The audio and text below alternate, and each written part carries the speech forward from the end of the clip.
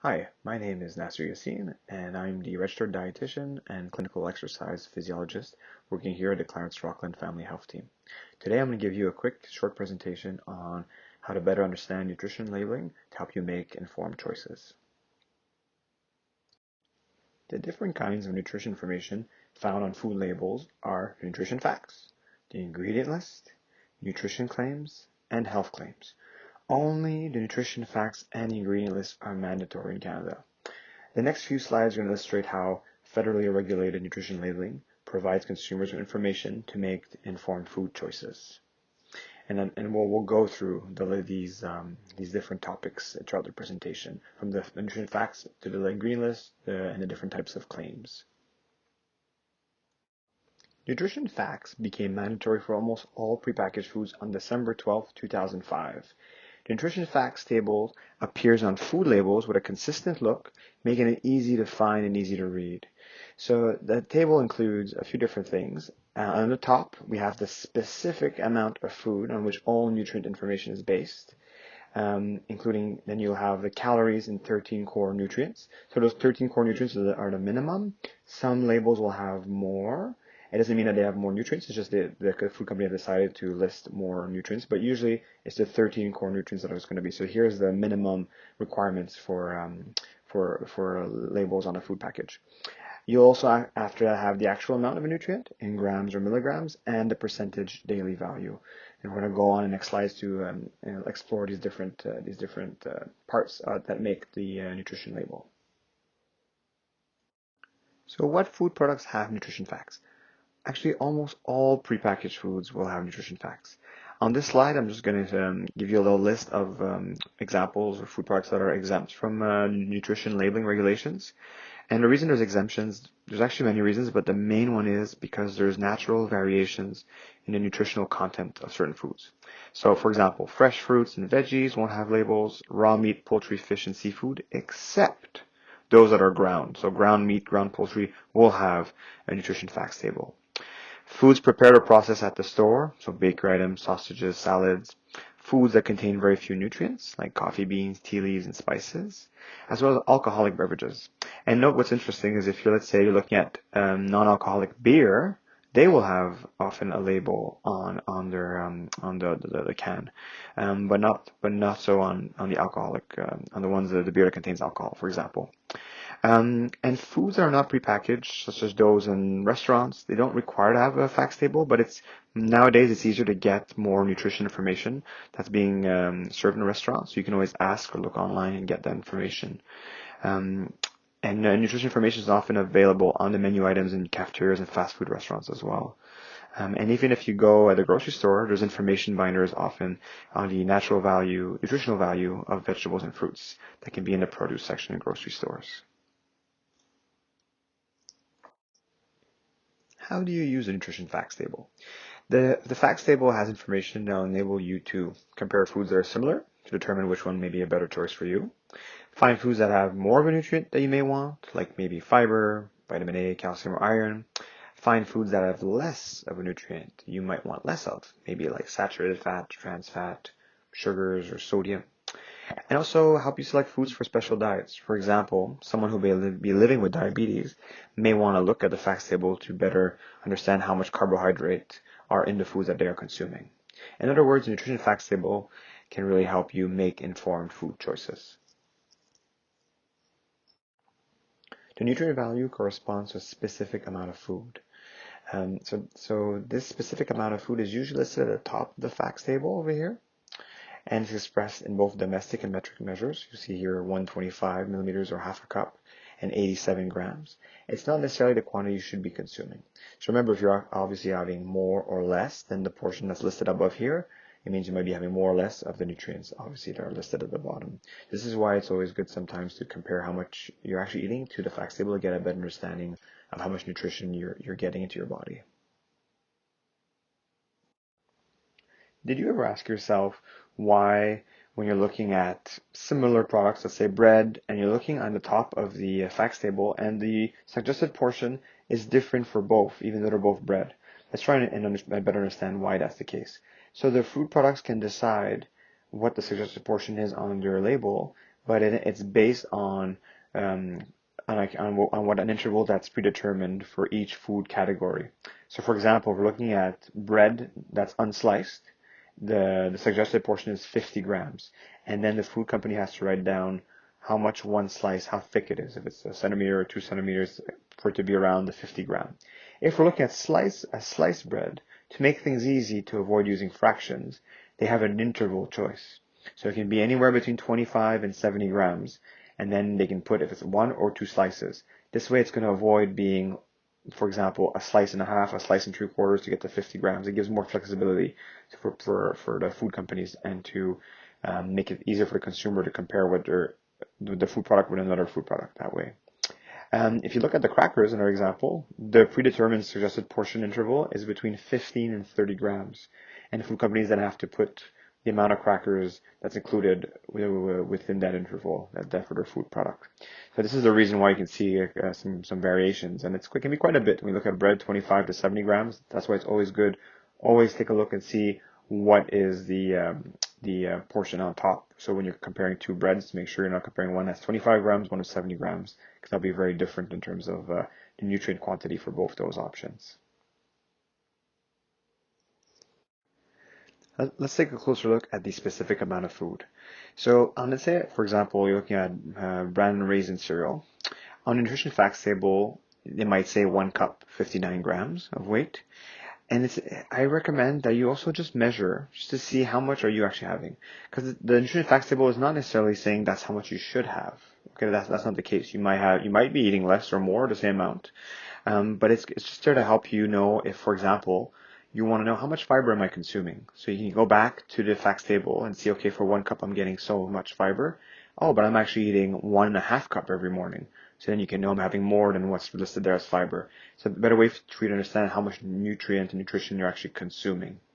And remember that when you're looking at like in the individual packaged foods, like for example, there's like individual yogurts or individual nut or seed packages, the nutrition information on the facts table or the specific amount of food is going to represent the net quantity inside that individual package to better make it easier for you to know how much nutrition, how much nutrients am I getting from this individual package of food. Again, to make it easier for consumers to see that. Taking a closer look at the percentage daily value now, the main purpose for using this tool is to help you determine if a specific amount of food contains a bit or a lot of a specific type of nutrient, and helps you to easily compare the amount of nutrients found in one product versus another. Note that these percentages here are based on a 2,000 calorie diet. And I want to say something, just that something I see often with my clients at work, is that making a sum of these percentages doesn't necessarily mean you will be getting all the nutrient you need. For example, this product here, vitamin C is 10%. If you eat this 10 times in a day, will you meet all your needs for vitamin C? Maybe, maybe not. The reason being is because throughout our lifetime, from when we are infants to teenagers to adults, for male or female, our needs for different nutrients can vary throughout our lifetime. So it's not always the idea of just measuring this to reach 100%. It can be the case sometimes that would be what you need, but it's really more so there are these percentages for you to know, is there a lot or a bit of the nutrient in particular that I'm looking at. That's what it's mainly there for. So as we just saw, the percentage daily value can give us a quick look at the nutrient profile of a certain food. So how do we use this tool to better serve us? So we have 3 quick steps to take. Step 1 is really verify the quantity of the food. So again, at the top of the label always, let's circle here in red, because again, the percentage daily value corresponds to a specific amount of food. And you're going to compare this quantity to how much you actually eat. We're also going to look at this quantity up here and then compare it to another product to make sure they're similar numbers, so then you can compare the percentages together. And if they're not the same in terms of gram or weight, you just might do a little bit of math potentially. Step 2 would be now to read the percentage daily value, because the daily value helps you see if a specific amount of food has a little or a lot of a nutrient. So as a rule of thumb, so this is a very important part here, remember the following numbers. So 5% daily value or less is a little. Anything that's 15% or more is considered a lot. And this applies to all nutrients and nutrition facts table. So again, this is an important piece, and this is how you can really compare and see if you're getting a bit or a lot of a nutrient. Now for the final step is you want to make a better choice for your health. So you might want to look for higher percentage daily value for nutrients such as fiber, vitamin A, calcium, or iron. And on the other hand, you also want to look for lower percentage daily value for maybe saturated and trans fat. And we're talking about managing cholesterol or even sodium. We're talking about managing hypertension or high blood pressure. This is what you're going to kind of look at. And remember to always look at the top of the label and make sure you're comparing similar quantities of food. The numbers are quite different. If one product is 60 grams of weight and you know one is 30, maybe you want to divide the 60 grams by 2 and then divide the nutrients you're looking at by 2 as well to look at the percentages and then have a better idea of to compare the two. Let's all practice those different steps with using the percentage daily value. So here we have two different cereal products, one on the left, one on the right, with their facts table. So for example, let's say you want to boost your fiber intake. What do? Step 1, you're going to look at the specific amount of food, always at the top of the label. So on the left-hand side, we have 3/4 cup, 27 grams. On the right-hand side, we have 1 1/4 cup, 58 grams. Always recommend using the grams and milliliters instead of the domestic measures. It just makes it easier to compare. So we have about twice the amount on the right-hand side, so we can maybe divide it by 2 to be at a closer common denominator with the cereal on the left. So if we then, the next step is looking at the percentage daily value. So on the left-hand side, we have 3%. On the right-hand side, we have 52. So it seems it's a lot. But if we then divide it by 2, because we want to make sure we're looking at the same quantity of weight for both products. But again, even if you do divide it by 2, you're still looking at 26%. And the final step, which one would you choose if you're looking at fiber specifically? The one on the right-hand side would have more. And again, following the rule of 15% is considered a lot, so it is obviously above 15%, so it would be considered a lot of the nutrient of fiber. And remember, we just looked at fiber, but in some other cases, you might want to look at the overall picture too, right? You'd be looking at the amount of sugar, protein, maybe saturated fat, and all this and that. But specifically, if you're looking at this one nutrient, this is one way of doing it for comparing two food products together and using the percentage daily value. We just reviewed how the nutrition facts table can help you make informed decisions. Food labeling regulations also provide additional information to help consumers. The list of ingredients, as we have over here, which is mandatory, can also help make informed food choices. It's important to note that the ingredients are always listed in descending order by weight, with the item in the greatest amount listed first. This can help you choose between products. In the example shown on this slide, whole grain rolled oats is the ingredient in the greatest amount since it's listed first on the label. The list of ingredients is a source of certain nutrient information, and it's also a source of information for people living with allergies, right? Maybe they want to make sure that one of the priority allergens is not listed on the ingredient list. Also for people who maybe have health concerns. If someone who's living with celiac disease, they want to make sure there's no gluten present in the food product. Or also people who may be avoiding certain ingredients based on their beliefs. If it's either religious beliefs, or even if maybe they're following a vegan or vegetarian diet, they want to make sure there's no animal products in the food. So this is where the ingredient list can be handy. Nutrition claims, which are optional, can also help you make healthy choices by looking at if a food product has a certain advantage to it, as in the labels you have here in the pictures, if it's excellent source of fiber or an excellent source of omega-3 or low in sodium as examples. These statements are closely regulated by the federal government to make sure that they are consistent in the messaging and that they don't create any confusion for the consumer when they're looking at these statements or these claims on the products. Here are some examples of nutrition claims that can help you choose foods to decrease your intake of certain nutrients, such as maybe saturated fat or sodium. To be able to use these claims, the food product must meet specific criteria, like we talked about last slide. For example, for the sodium-free claim, the product must have less than 5 milligrams of sodium. So that's very, very, very little per specific amount of food and per preset amount of food specified in the regulations. In order to be able to say the product is low in fat, the product must have 3 grams or less of fat per specific amount of food and per reference amount. So you'll have all these specific criteria to be able to put on these claims on the food product. Same goes for the two other ones here, reduced, which is at least 25% less nutrient compared with a similar product. An example would be reduced in calories you might see on a label, or light. Light can be used on foods that have reduced in fat or reduced in calories. That's when you're going to have that nutrition claim on some products. Here are some examples of nutrition claims that indicate a food has more of a certain nutrient which you may want to increase, such as iron, calcium, or fiber. Because these nutrition claims are optional and only highlight one nutrient, you may still need to refer to the nutrition facts table to make an informed food choice. So here on the slide, on the table, you have on the left-hand side, source, high or good source, or very high or excellent source. So let's just take fiber as an example and see what the criteria is. So for the claim of source of fiber, the product needs at least 2 grams of fiber for the specific product. If you want to put high or good source of fiber, you need at least 4 grams or more. If you want very high or excellent source, you need at least 6 grams or more to put that claim on the product. So know that for most vitamins and minerals, a source, so quote unquote source, indicates that a serving of the food contains at least 5% of the daily value, as indicated in the nutrition facts table. So as we talked about before, 5% isn't a lot. So just looking at the word source alone is not enough to know if this product is interesting or not in terms of the nutrient I'm looking for.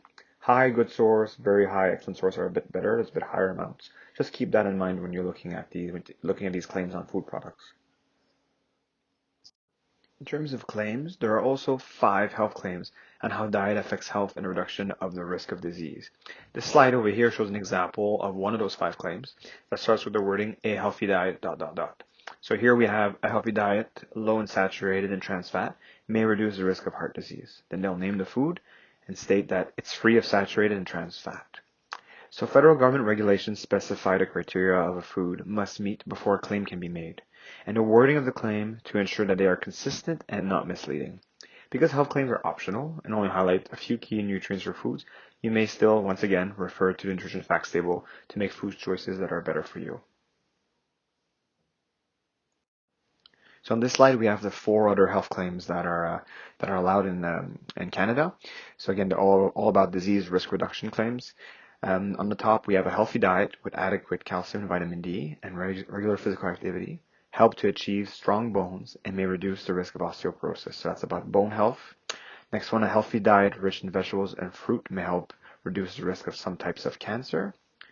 And following, a healthy diet containing foods high in potassium and low in sodium may reduce the risk of high blood pressure, a risk factor for stroke and heart disease. So again, looking at hypertension.